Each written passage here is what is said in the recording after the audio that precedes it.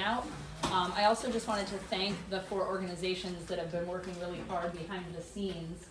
We have Pattern for Progress, the Pace Law Center, Hudson River Estuary, and the Hudson Valley Alliance for Housing and Conservation. They're across the bottom here. They came together with a concept. It seemed like a lot of the effort was for conservation and for housing. And they seemed to be working against each other. And these brilliant people came together and said, wait a minute, we don't have to be at odds. Why don't we work together? Why don't we come together and collaborate? So this is actually the pilot program, and New Lebanon was really blessed to be chosen. There was many other towns interested as well, and the group got together and for many different reasons chose New Lebanon as a great community to kind of get this going and try this out. I'll give a little background of when Adam called me, why I was so excited. A couple years back, Habitat for Humanity came to me and said, we want to do a pilot program in New Lebanon. Instead of rehabbing houses, we want to build new construction. And they're going to be relatively small. They could be single-family homes, housing for seniors. It's a home ownership model. All we need is land. And we started a search. I reached out to local realtors. I reached out to a bunch of community members and said, we're looking for a buildable plot of land that can, be divided up into many different plots and have these homes. And a lot of the land that could have possibly been used was in conservation, which is a wonderful thing. And I said, well, can't we just cut a strip off on the road there and then keep the rest in conservation? And the conservation group at the time said, well, we're looking at those kinds of options. And so when Adam contacted me and said conservation and housing want to work together for future conservation and future housing to define all that, it just felt like something that could really benefit our community as well as others. One thing I do want to say is that we're here with a totally blank slate. So a lot of people were like, oh, what kind of housing are they bringing in? This is a planning project. This is us as a community talking about what do we want. So share all of your thoughts, right? Like there's nothing that's a wrong answer here, and we're just having this brainstorming session about our town. And when they do it in another town, hopefully down the road, they're gonna have different answers because Chatham is gonna have different needs and different wants than New Lebanon. So thank you all for being here. I hope you'll come with an open mind and really share all of your thoughts, and a huge thank you to all the professionals that have done all the research for this great presentation that you're about to see on New Lebanon statistics. So thank you guys. Thank you. So I will add my thanks to all of you for coming out to this meeting. I am Steve Rosenberg, the co-convener of the Hudson Valley Alliance for Housing and Conservation. I spent 31 years at Scenic Hudson doing conservation work. I was the director of the Land Trust and managed the other programs there. I've also served on my own community's comprehensive plan committee. That's in Rhinebeck in northern Dutchess County. And so it's really exciting to be here to, as Tistria said, to think about together how housing and conservation, which we so often think about as being separate, actually are pretty well aligned if we plan properly for them. I want to introduce the other members of our team who are here. You met Adam Bosch, the CEO of Hudson Valley Pattern for Progress, Laura Heedy with the Hudson River Estuary Program, Tiffany Zazula with the Pace University Land Use Law Center. It's a great team. We're really happy to be working together. And in addition, I'll talk about the Hudson Valley Alliance for Housing and Conservation in a moment, but there are 16 different organizations that are collaborating as part of that, 8 affordable housing groups and 8 land trusts. And there are representatives of a couple of those groups that work in Columbia County here with us tonight, sort of observing, and it's Marissa Cody with the Columbia Land Conservancy, and where's Michelle? And Michelle Tulo with Trillium Community Land Trust. So again, welcome. The principle that inspired this work to begin with is that healthy communities need abundant, affordable housing. And I know the phrase affordable housing can sometimes be a distraction, but I think of it these days as sort of housing that most people can actually afford, and protected land that helps provide clean water, food production, and climate resilience. But too often, they're seen as being separate or opposed to one another. if you talk to your neighbors or you just watch how the Hudson Valley is changing, or if you follow the news at all, it is not news that these are all forces that are impacting what's happening in the Hudson Valley right now. We're seeing skyrocketing housing costs. Adam is going to share a lot of data and information about that. We're seeing our rural countryside chopped up and fragmented through scattered development. And we're seeing the impacts of climate change through storms along the Hudson, sea level rise and storm surge, and in lots of different ways. Laura is going to talk about and share a lot of information about the sort of current state of affairs in terms of conservation in New Lebanon. So that will inform your thinking as you engage in the exercises we're going to be doing. Adam, as I said, is going to be talking about housing data and sort of a snapshot of where New Lebanon sits in a larger regional context. As Tistria said, one way to better address these two needs of our need for housing that people can afford and our need for our rural landscape to be conserved is to actually plan for them together.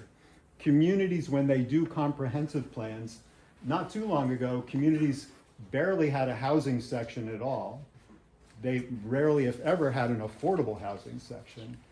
They would have a conservation section, and maybe it talked about different environmental aspects. Now, it's not uncommon for those sections to talk about climate as well, but they're always done separately, and they're not thought about together. And it's as if people are thinking like they're totally unrelated, but then when a proposal comes for one or the other, immediately there's a lot of conversation and sometimes controversy because one seems to be at odds with the other. In addition, all of the public and private funding, pretty much, is also completely siloed. So Tistria talked about, well, what about this piece of land that is going to be conserved? Couldn't we develop part of it? Well, the funding programs that exist through philanthropy and sometimes donors of properties or public funding programs are all structured that they're one or the other, but they're not set up to sort of incentivize thinking about them together. And so what it becomes is sort of a setup. You go through your whole comprehensive planning process, and then when it's done, you want to achieve the goals of the plan, but you find that you haven't sort of worked through this aspect, and as I said, it's a setup for conflict. So this is why I and an affordable housing professional named Rebecca Gilman-Crimmins got together back in 2021 and started thinking about how we could begin to attack this problem. And we decided to invite a group of nonprofit affordable housing developers and conservation land trusts, which frankly had a lot of suspicions and baggage about the other, bring them together, invite them to get to know one another, learn how the other works, and see if there was grounds for collaboration. It's now, as I mentioned, 16 organizations, all the groups that are listed on the bottom here. Pattern for Progress is our fiscal sponsor. The Alliance is not an organization itself. It's a collaboration of groups working together. In addition to sort of working with municipalities in projects like this, we're doing, the organizations in the Alliance are doing actual on-the-ground projects. I was telling a couple of folks about a project in Red Hook in Dutchess County where Scenic Hudson, the Dutchess Land Conservancy, and RUPCO, a regional affordable housing group, partnered with the town. They acquired 112 acres together. 100 was permanently conserved and transferred to an organic farm family operation, and the remaining 12 acres, which is in the village of Red Hook, is going to be developed with 40 units, 20 single family and 20 multifamily, to meet a certain segment of the population's sort of income and housing needs. We're talking about different policy ideas, like I was mentioning before, to try to get the programs that help support these needs to incentivize collaboration instead of being separate, to give municipalities opportunities to have money that they could actually invest directly in creating these outcomes without adding to your general property tax burden, and communicating differently so that the land conservation organizations are speaking to their constituents and boards in a way that is more open, if you will, about good housing development that's done right and in the right places, and vice versa with the affordable housing groups. So thank you again for all coming out. I hope it's a good use of your time tonight. And I'm going to hand it over to Adam, who's going to walk us through sort of the process for the rest of the evening. Yeah, so as Steve mentioned, the intent of our project is really to try, this is a pilot project for us. So New Lebanon is a test where we're going to see, can we work with the community to integrate their planning for conservation and housing, their thinking about conservation and housing, and carry that effort into your next comprehensive plan update so that these things aren't being done separately. So I want to talk a little bit about the project that we're doing. First, Tishria hit on this. Why New Lebanon? Well, to be honest with you, I want to just mention that the folks who are working on this project, the town is not contributing money to this. We went out and found the funding to do this for you, okay? And some of that funding required us to do this project in Columbia County. So we went out and we interviewed a bunch of towns here in Columbia County to try to get a sense of like, who was best primed up for this, right? And in interviewing some of those communities, we found folks who were right in the middle of their comprehensive plan or had just finished their comprehensive plan. And that didn't feel quite right because we felt like this project might actually drag them backward a step or two, okay? When we came here to New Lebanon, you were talking about, doing another update to your comprehensive plan soon. That was factor number one. And then we just found great civic energy here. Look at the room, right? Okay, and you had a conservation advisory committee, a quality of life committee, lots of committees where people were actively engaged in discussing the future of your great town, right? So those were the two things that were important to us. Was the community at the right stage in their planning timeline? And did the community have the kind of energy to engage in this pilot project? And we found both those here in New Lebanon. So good on you, okay? Now let me talk a little bit about what we're going to be doing. So first thing we did was establish a project committee. Raise your hand if you're on the project committee. You all know who you are. There they are, your neighbors, okay, on the project committee. And we had a kickoff. Done, okay? We did a long, pretty exhaustive review of your existing documents. That included PACE, Pattern, Hudson River Estuary Program, and you're going to see some of what we found in that review of your current policies, rules, goals, okay? Done. We created a little housing profile and a review of natural resource data. That's done. Happy to share that with you. Here's where we are tonight at the first community conversation. After we have this conversation with you and work around a map and talk about some ideas and some priorities and some brainstorming, we're going to sort of go away for a little bit and try to put together some strategies based on what you all tell us are your ideas and your priorities for the town in the future, both on conservation and on housing. Then we're going to come back to you in the fall and say, based on what you all told us, here's some ideas. What do you think of them, right? That's what we're going to do in the fall. And then we're going to write and deliver a final report to the committee in November and come back and share those ideas with you in their final version, okay? We're going to be meeting with the project committee throughout that whole spectrum of time there, so your neighbors will be plugged into what's going on. This should be a really nice transition into your next comp plan update. And one of the things that I want to really harp on from the get-go, Tishria sort of hinted at this. This entire process is going to be driven by you all, okay? To determine the future of where you think housing might be built, what kind of housing you need, right? Determine where your conservation priorities are. We have no plans as we stand here today. I know there was probably, some rumors in the mill spinning, right? Go back to Steve's last slide. This is a piece of clip art from a design software. We don't want you guys to look like this, okay? That would be goofy. The other thing, all we've done so far is took a driving tour of the town. We haven't talked about specific sites or specific things on specific sites, but we did take a driving tour of the town just so we could get ourselves oriented with sort of what's around and the pattern of development and the pattern of conservation, okay? That's all we've done. What we do, or what we suggest you do, to be more accurate, is going to be largely driven by the conversations we have tonight, okay? Very, very important to understand. So let's go just through the agenda quick. We're gonna give you a couple of presentations very, very briefly because we're just the garnish. You're the main dish, okay? So we wanna get to the main dish. We're gonna review your current comprehensive plan and zoning efforts. Pace Land Use Law Center is gonna do that. We're gonna talk about open space conservation and critical habitats. Laura's gonna do that. We're gonna talk about housing data trends and needs. You're gonna have to put up with me again for that. Then we're gonna do an introduction to the breakout group exercise. We're gonna do the breakout group discussions and brainstorming. You're gonna have a facilitator at each of your tables. It's either gonna be me, Tishria, Laura, Steve, Elka from my team who runs our Center for Housing Solutions, and Chris Brown's supposed to be here. If he doesn't come, we'll figure it out. So that's what we're doing, and I'm gonna hand it off to Tiffany, who's just gonna walk you through what your current comprehensive plan and zoning say. Is it an important question, or can we wait until the end? Well, I don't know if I should be here. This thing. Do you live in New Lebanon? Yes. Then you should be 15 here. years now, Yeah. but I have a home, a mobile home, and I built it myself. Yeah. I'm not remodeled it. Yeah.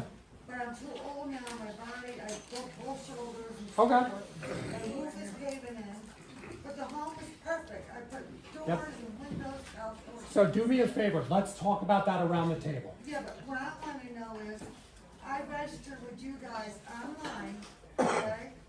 And I've been getting phone calls from telemarketing about the housing. And now I'm getting texts saying they wanna buy my home. Well, that's not anything connected to this Well, it project, has ma'am. to, because all of a sudden I'm getting. Ma'am, I can tell you, I have a staff of 6 people. If it was connected to my organization, I'd be able to tell you right now. So stick tight and stay with us, but that's not connected to this, okay? All right, so as everyone said, my name's Tiffany Zazula. I'm the Deputy Director of the Land Use Law Center, and basically I'm a land use nerd. This is what I do. People run away from me at cocktail parties because what I do at night is like to read comprehensive plans. Yes, ask my children. So, if you haven't already, tonight, the one piece of homework you might have is you should actually go check out your comprehensive plan. And if you didn't know already, a comprehensive plan of a community contains your goals, the actions, the strategies, the ideas, the vision for your community. It's like your New Year's resolution is set out within this comprehensive plan from 2021. And that's what you are about to embark upon, is that new update to refresh this comprehensive plan. And so the 2021 plan included, right, and it always does, you begin to look back at where you were in 2005, and you also begin to incorporate the various planning activities and documents that you might have worked on through the years after the comprehensive plan was developed. And so your 2021 comprehensive plan really, spoke to some of those visions, and then also spoke to the future of New Lebanon at the time that you began the engagement around that. And here's the thing, comprehensive plans, as Steve was mentioning, have traditionally been in silos of topics, silos of housing, right, of natural resource protection, infrastructure. I could keep going, but I won't. And what I wanted to do is just share with you from the 2021 comprehensive plan some of the vision, some of the New Year's resolutions you had for yourself in that plan, in case you didn't read it. So it's sort of like the Cliff Notes, okay? So for housing goals within New Lebanon's comp plan, you had these, I'm not going to read them all, but these were some of the goals and some of the ideas that were coming out from that plan. So you did talk about housing opportunities available for all economic levels and age groups. That was a goal back then. That the town wanted to be open to exploring alternatives as potentially multifamily structures, or the idea of tiny homes came up in 2025, or 2020, yes, one, thank you. And then location and density, you did begin to speak about that, matching that, right, against the ability of the land to support it, and again, that desire to balance it against your rural, small town character, right? So some of the housing goals. What's interesting is some of the housing types that was spoken about also in the comprehensive plan that we pulled out. You talked about, of course, single-family homes, but mobile home parks came up, manufactured homes and compact homes. The idea of short-term rentals was on your mind back then. Ideas of accessory dwelling units, which we can talk about, and multifamily and boarding houses. So these were some of, again, those concepts that came. And then the other thing that your comprehensive plan began to speak about was, of course, in regards to conservation. And so you had a variety of conservation goals that you wanted to be responsible, you wanted to manage and protect, right, this natural resource here in New Lebanon. Again, protect your environment. You talked about the farms and preservation of existing farms and open farmlands. And we had the scenic vistas, which are very important here in New Lebanon. And let me see if I pull anything else. And then again, this idea, which I think is fantastic, that balancing New Lebanon's rural small town character, but still increasing housing options. So that did come through back when you did this. And again, some of the tools that were embedded within the comprehensive plan and then began to come forward within your zoning were some of these ideas, right? You have a conservation advisory council. You spoke about conservation zoning and incentive zoning. I'm not going to get into all of this tonight. But then also the development of a natural resource conservation plan and identifying critical environmental areas.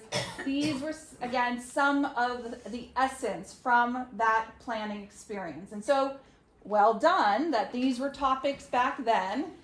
So it's now, how do we begin to move you forward as we are now in 2025? And we're figuring out, again, how to break down those silos between these topics. So Great. that was me, fast and furious. Great. So one of the things we're going to harp on throughout the night is just reminding everyone this is about conservation and housing. So the next two quick little presentations you're going to hear, I'll start with conservation and Laura. Thank you, Adam. Take it away. Awesome, Tiffany. And I would say not conservation and housing, but conservation and housing together. So I'm Laura Heedy. I'm the Conservation and Land Use Program Coordinator at the Hudson River Estuary Program at the DEC through a partnership with Cornell. And while Tiffany's spending her evenings reading comp plans, I'm reading things like your conservation plan, which if you have not looked at this, I recommend it. It is like history. History, nature, you have a fascinating town, and I want to preface what I'm going to say tonight by saying I'm a visitor here tonight. I know that you all know your town better than I do, but I'm going to try to sum up the highlights of what really makes New Lebanon special from a conservation perspective. Yeah, that's the response I generally get. So I'm going to jump right in to kind of echo what Tiffany was saying and applaud the town in the amount of conservation planning work you've done. This is something that our team goes around to the 262 municipalities in the Hudson Valley, encouraging them to do. Some do it more than others. And so just as a quick snapshot, back in 2014, the Conservation Advisory Council developed an open space inventory. Tiffany mentioned this 2017 Natural Resource Conservation Plan, and this was something that you were able to do through an estuary grant from the DEC, from our program, and hired Hudsoni to work on that. And what's great is that the two of the resources that you identified as a priority in that plan, because that's really what you're doing. You're inventorying what you have in the town, then you're setting priorities, and then you're figuring out what to do about that.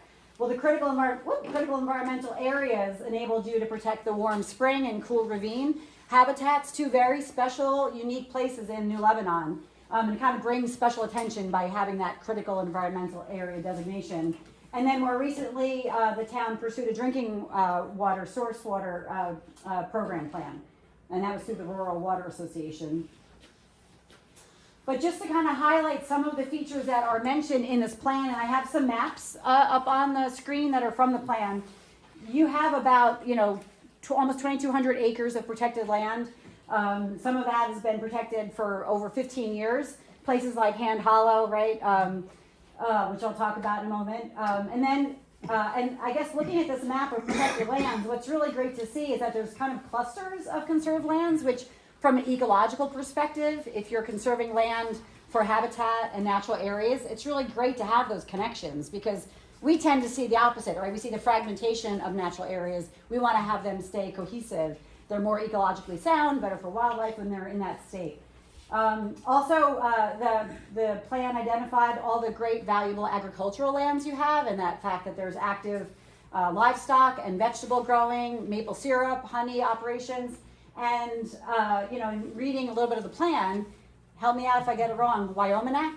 Yes. You have been practicing the whole drive. Wyominack and Kinderhook Creeks, those are these fertile floodplain stream corridors, right? That's where you have groundwater recharging. That's where you have fertile land for farming. That's where you have really important stream and water resources. So it's interesting to see how these resources overlay with one another. And then you have tremendous recreational resources, whether it be for fishing, hunting, motorsports, walking, biking, but a lot of protected lands like the Corkscrew Rail Trail, Hand Hollow, and so forth. So now I want to talk to you about, so that's, New Lebanon, which you all know about already. I really oftentimes take the perspective of what do we know is significant for biological diversity in the Hudson Valley and even beyond, right? Because ecological systems don't care about property boundaries and they don't care about political boundaries, right? So we're thinking about how do we maintain the plants and the wildlife and the natural communities in the Hudson Valley, regardless of where our towns, cities, and villages are. And so a couple things to point out. The Nature Conservancy, along with this organization called the Staying Connected Initiative, identified some really important regional linkages that help connect from about the northern Appalachians up to Acadia near Canada. What do we really need to allow big wildlife to move, to allow ecological communities to shift? And almost all of New Lebanon is in what's called the Green Mountain to Hudson Highlands linkage. So connecting Vermont all the way down to the Highlands through these patches of large forests. So congrats for being that valuable in terms of your natural areas. And then we also identified the Taconic Ridge as a significant biodiversity area back in 2006. Of 23 significant biodiversity areas in the Hudson Valley, you have part of one in the eastern part of the town. And then you have these really incredible large forests. This map, FEMA Conservation Plan, each of those green blotches represents a forested area. And we like to look at forested areas based on their size, because really the larger they are, the more intact they are, the more valuable they are ecologically. And the knob, which I would love to go see someday because I missed the driving tour, is part of a over 2,600 acre forest patch that's quite large. And in fact, when compared to forest patches across the whole Hudson Valley, ranked in the top 5% of forests due to this large size and the quality of that forested area. And then you also have, all of the town is in the Kinderhook Creek watershed, and you have, all these different waterways that have value, and some of them for cold water trout habitat, which is, a really great if you like to fish, or you like to just be able to have good, high quality stream habitat. And then the other really cool thing from a biodiversity perspective, we think about setting the stage for wildlife and plants, and what can really set the stage is the diverse geology and soils. And in the case of New Lebanon, a lot of the town is underlain by marble and limestone and these high calcium or calcareous rock types that are often the underpinning for unusual plant communities. And so that's one more attribute of New Lebanon when we're thinking through a biodiversity lens about what's really exciting. And for nerds like me, this is really exciting. And all of this is then kind of sandwiched together in this plan that you all developed in taking all these different attributes and then putting them together into these kind of conservation areas. And because we're keeping it short tonight, I'm not going to talk about all these. I would love to, but Adam's going to take over. But I'm going to be here all night, and if you haven't looked at the plan, I recommend taking a peek because it talks about all these assets in your conservation plan. So thank you. Looking forward to continuing the evening. Awesome. Let's give Laura a round of applause. You might be surprised to know calcareous does not score high on Scrabble. It does. It actually doesn't. Bring that word home and try. Okay, so I'm going to talk a little bit about housing. What I'm going to do is I'm going to start by zooming out, and then I'm going to zoom into New Lebanon, okay? So it may come as no surprise to all of you that the cost of buying a home in Columbia County and the counties that surround it has really exploded over the past 5, 6, 7 years, right? And this on this map, this chart is the median price of a home in each of the counties that my organization does work. And you can see what's happened here in Columbia County during that time. The typical price of a home has gone up 85%, right? Now, what does that actually mean? What that means is that if you don't already own a home, your chances of doing it now have been reduced to almost none, okay? Now, that's not a bumper sticker phrase. That's not something you put in a flyer. It is a statistical fact. So let me run this through this. Let me run you through this. So what this shows here, I'm going to go over here. What this shows is the maximum amount of mortgage that a 1-person, 2-person, and 4-person household would qualify for if they had a perfect credit rating, made the median wage, and went down to the bank today, okay? That's the maximum amount of mortgage that they would qualify for in Columbia County. This is the mortgage you would need to qualify for to buy the typically priced home in the county right now. So when we say it's statistically out of reach, this is the gap we're talking about. Now, if you think about this gap, 2-person household is traditionally, not in all cases, but traditionally, sort of your first-time home buyer market is that 2-person household, right? The difference between that, what the 2-person household can obtain in mortgage and what they would need to attain to buy the typically priced home in the county, that difference is about $218,000. That's how much they come up short of being able to grasp home ownership, right? So that's a big, big challenge for what?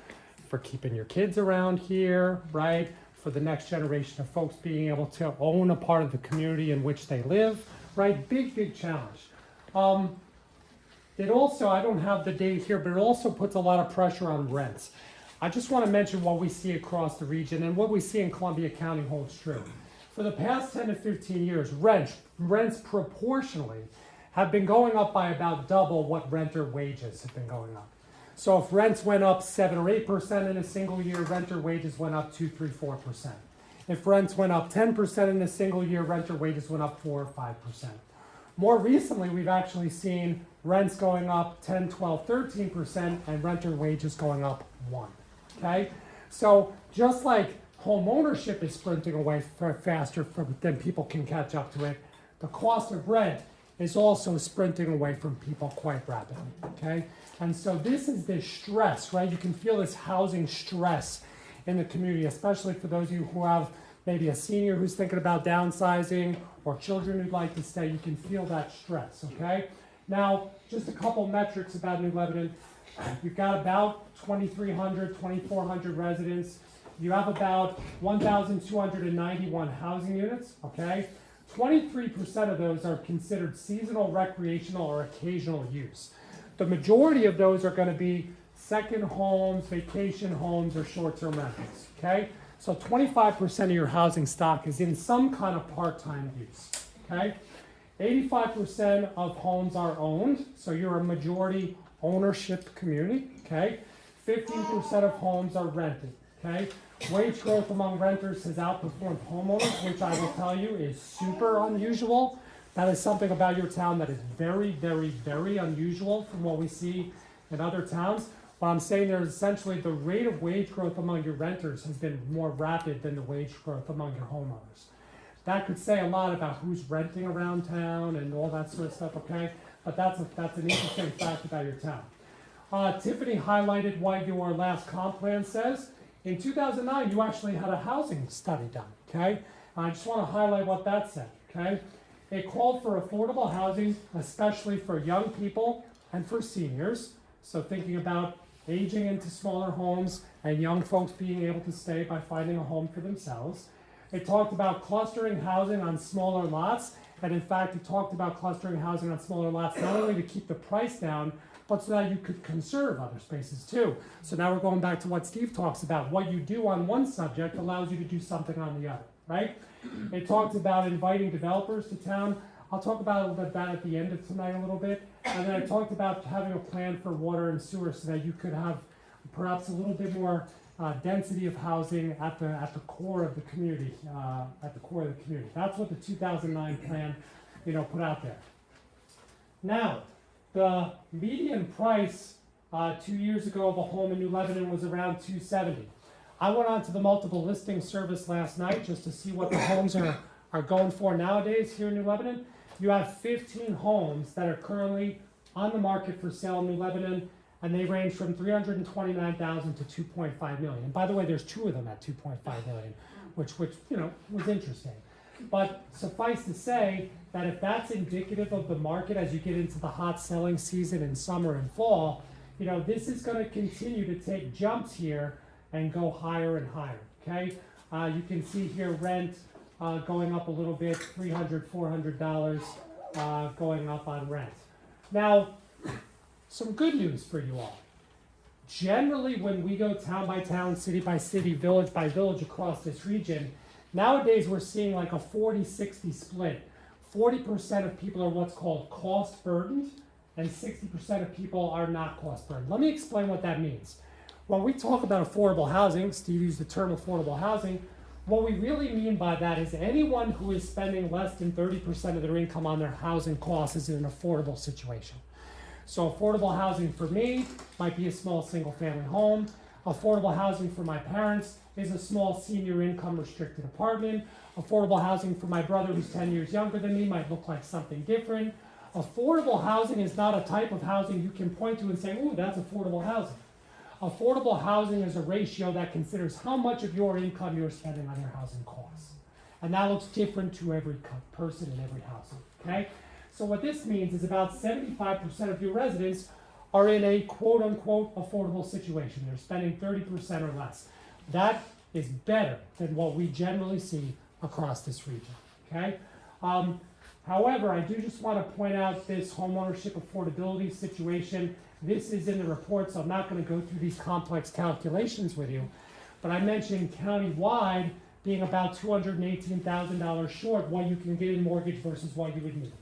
Here in New Lebanon, when we did the calculations, it came out somewhere closer to 70,000. Okay, so that's how short people are on a typical wage of being able to buy the typically priced home as of 2023. Okay, has that gap gotten bigger since 2023? If you're similar to the rest of the region, the answer is probably. Okay, all right. So, I just want to mention one other thing. There are all kinds of factors that are affecting housing availability and housing affordability now that you didn't have to deal with 10 years ago, okay? One of them is this. There are a growing number of people in our region working from home. And people who are living in Mount Vernon and working from home, by and large, ain't working in jobs that are located in New Lebanon. They're working in jobs that are located in New York City, down in New Jersey, maybe in Boston. And look what happened here. This is 2016. In 2016, 6.5% of all people who lived in Columbia County and had a job, 6.5% of them worked from home. Fast forward 7 years, it's now 15.7% of all people who work, and I'm not saying work and live in Columbia County, but live in Columbia County and have a job somewhere, are working from home. That's 1 out of every 7 people who are your neighbors in this county are working from home. That means that more people with more money have the opportunity to come here and buy homes and live here, and that changes the dynamics of your local housing market. It changes costs, and this is a growing trend that we just need to be aware of and be thinking about when we talk about housing stress, housing strategies, okay? Very, very important. Now, I am not going to go through this slide. Tiffany's going to come up next and talk about this exercise that we've set up for you and what we're going to be doing. This is actually on your table. All this is meant to say is when we start talking about opportunities for conservation in the town, understand that conservation takes a lot of different forms, okay? When we start talking about, hey, you want housing for your kids or you want housing so grandma can stay in town, where you can put housing is not just on virgin land. You can put housing in a lot of creative places that we've seen other towns and other places do. So this is meant to just be a little bit of miracle growth for the brain, right? We're inducing some brainstorming here by sharing with you different types of sites and different types of conservation strategies. So that's on your table, and your facilitator will help do that. Tiffany, back to you. Yes, so we're going to be into now small group discussions so that we can hear from all of you. Each of your table has actually a facilitator at it. So you will, where are our facilitators? So stand up, there we go. So they're actually going to come around our tables right now. We're going to be focused, right over here, we're going to be focused on 2, obviously, issues here. Thinking about conservation, thinking about housing, and how those 2 come together. Each of your facilitators we are going to do the best that we can to walk us through this exercise fairly quickly, and then we'll come back together and sort of report out. The only thing that I want to say is that we do have a little bit of ground rules for participation. They're my ground rules, really. Is that we want everyone to participate. That's why we're in small groups. So definitely get involved, speak up. We might call upon you to get involved. So everyone, please get yourself involved. Number two, you might hear things that your your neighbor says that you're like, I don't really like too much.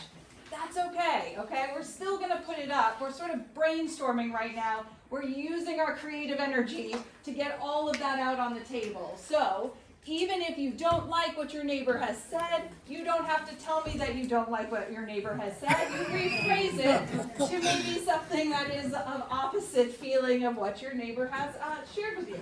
All right, this other thing of my ground rule is that we have dots that are about to come out that we have.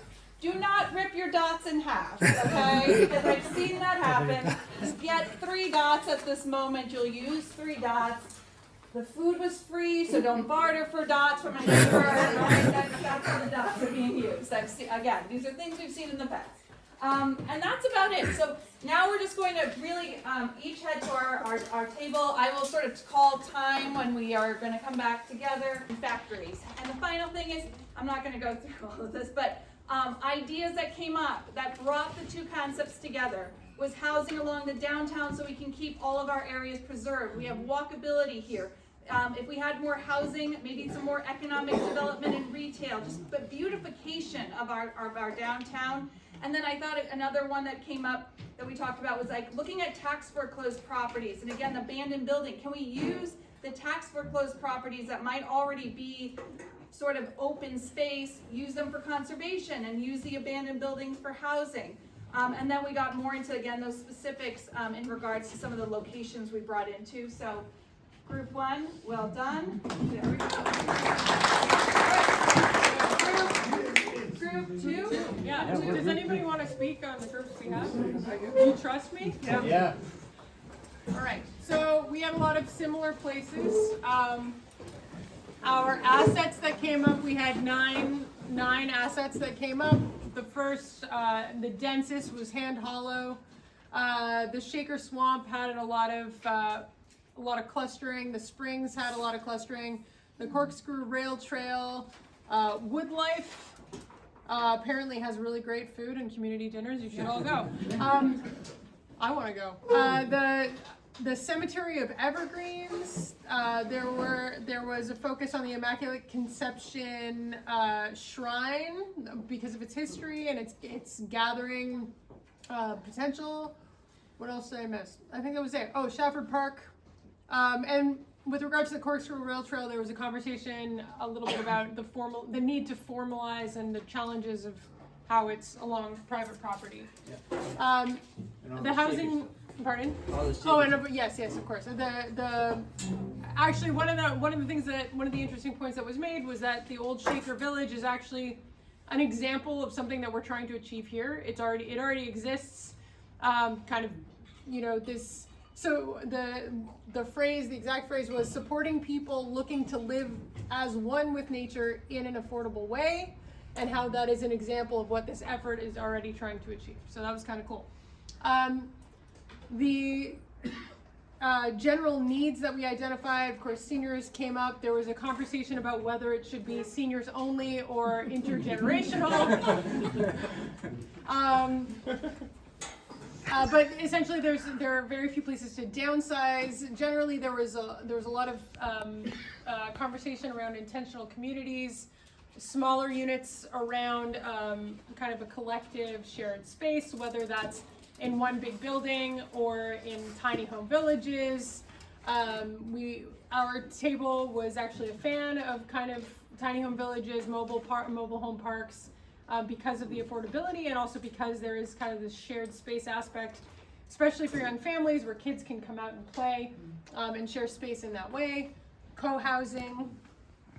There was a desire for multifamily housing, specifically for young families both new young families and younger families that want to return home who had to move away because they couldn't afford to be here. Everything has to be dog friendly, thankfully. That was the general consensus, and then there was a little bit of a racy idea that Joyce might share with you one day. Go ahead, She wants a nudist colony. You want it. So, and the development areas that we focused on, apparently there are 100 acres in Brainerd that are ready to be donated or developed that are owned by a combination of Joyce, Susan, and Judy. Raise your hands. Okay.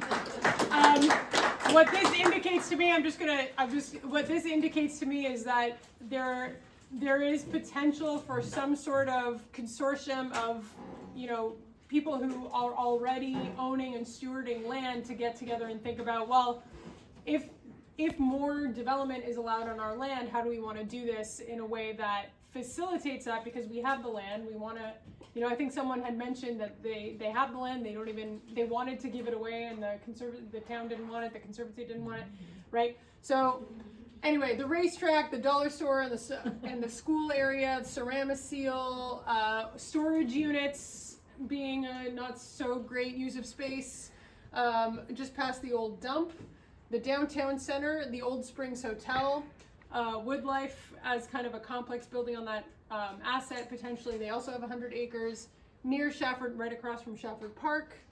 And then there was an auto body shop on French Hill Road. Did I get that right? Close enough. Did I miss anything? Good job. All right, I think that's it. All right. Your group was the best.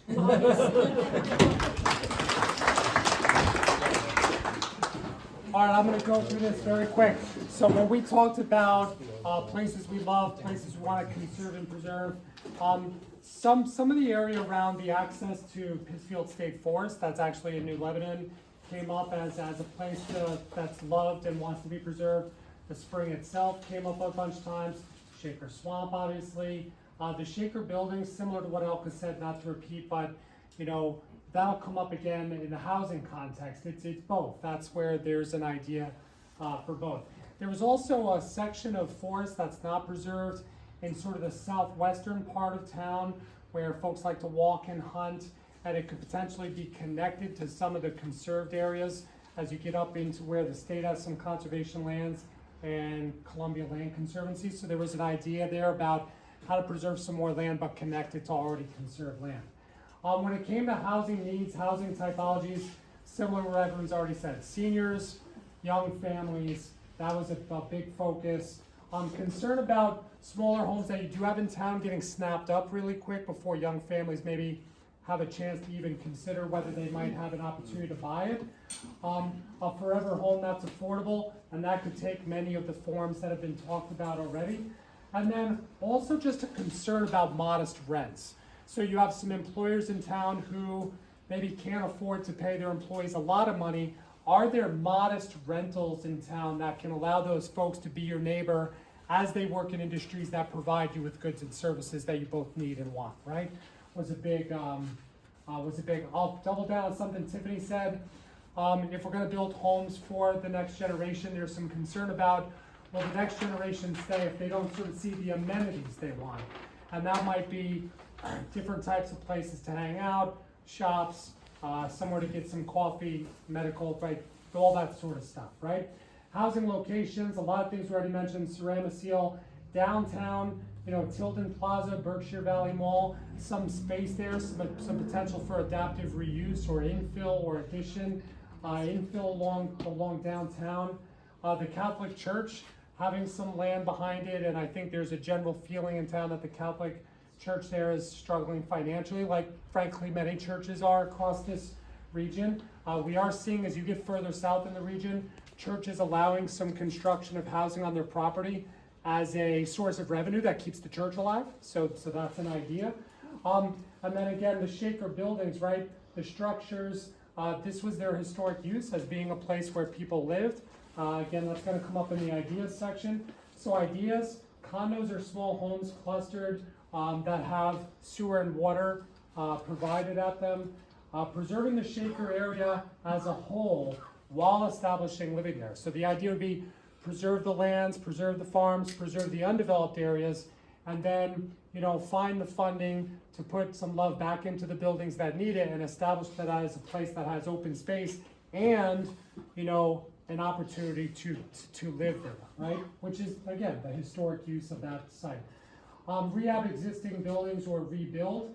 So trying to, and this is very much in line with what we're talking about in Room for Both, look for buildings that are not being used or being underutilized.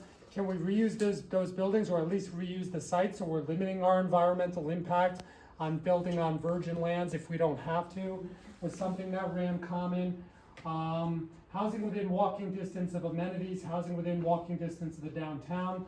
Trying to help developers understand that this town does allow and wants to try to encourage conservation subdivisions, housing focused downtown, and then again, preserving the spring, having that water be available again. I think the saying was, if Saratoga could do it, why can't we? Was the general saying. That's what we got.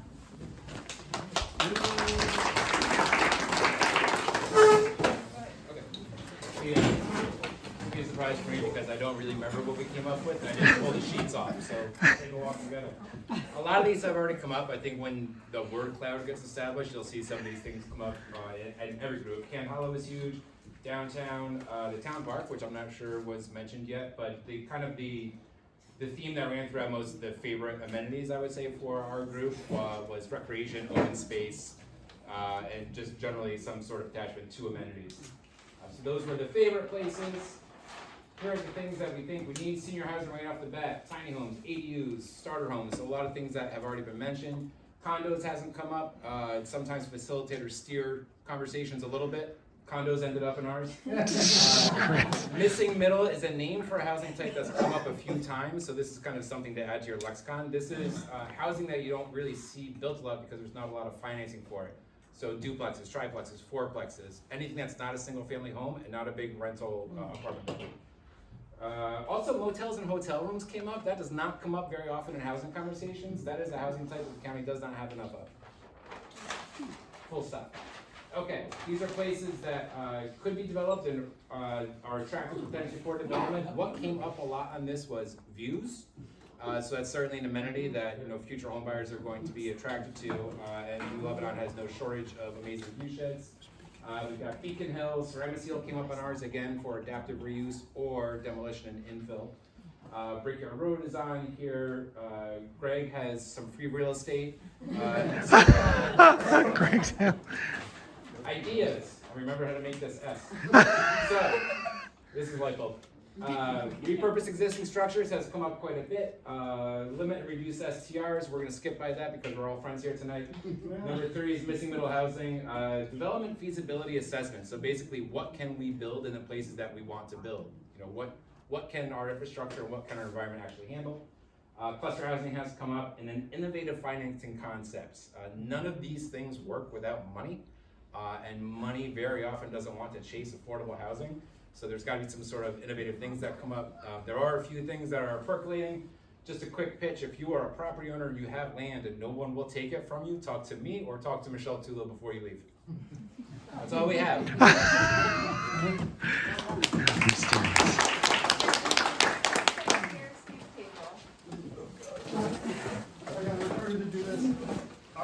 The spots we loved were Mount Lebanon, the Warm Springs, Hand Hollow, the downtown area, the Shaker Swamp, and the Speedway. Locations we identified as being possibly good fits for housing or downtown: Ceramtech, also known as Ceramic Seal, the Catholic Church, near the elementary school and Dollar General, and along Old Post Road. We thought, and then our creative ideas are water and sewer downtown, better cell service, better paying jobs, well-designed and built starter homes, and foreclosed properties and already used, like places that already have a house that could be fixed up, and completing the walkable downtown project. Excellent.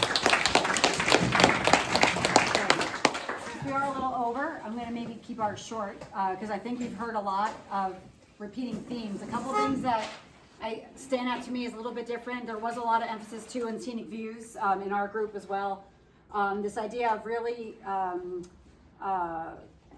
focusing development along the corridor and keeping open spaces open. In terms of other ideas that I haven't heard yet was doing some significant outreach about housing and to actual population members that need affordable housing and to get real engagement on that. Also just the idea of having projects support local commerce and maintain historical and natural resources.